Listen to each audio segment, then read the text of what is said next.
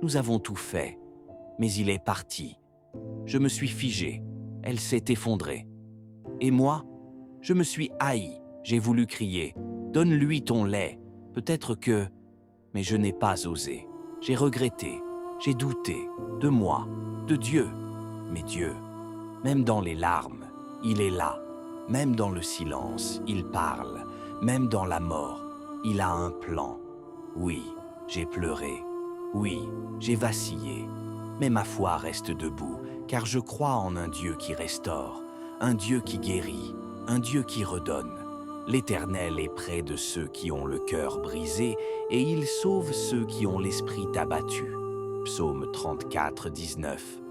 Il donne une couronne au lieu de la cendre, une huile de joie au lieu du deuil, un vêtement de louange au lieu d'un esprit abattu. Ésaïe 61, 3.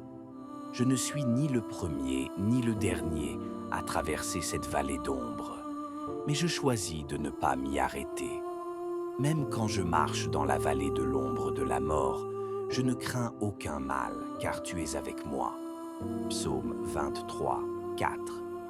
Aujourd'hui, je vous demande une chose, priez pour nous. Priez pour que Dieu ouvre à nouveau le ventre de ma femme, qu'il nous accorde la grâce d'une grossesse pleine de vie et d'un enfant ramené à la maison dans la joie. Mais je vous demande aussi de prier pour tous ceux qui, comme nous, ont vécu la douleur d'une perte prématurée. Pour tous les couples qui pleurent un berceau vide. Pour toutes ces mères au cœur brisé.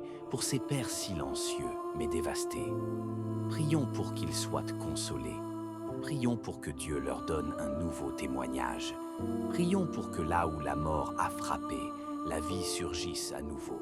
Car notre Dieu est celui qui restaure les années dévorées, Joël 2,25, et qui fait jaillir une source dans les déserts les plus arides, Ésaïe 43, 19.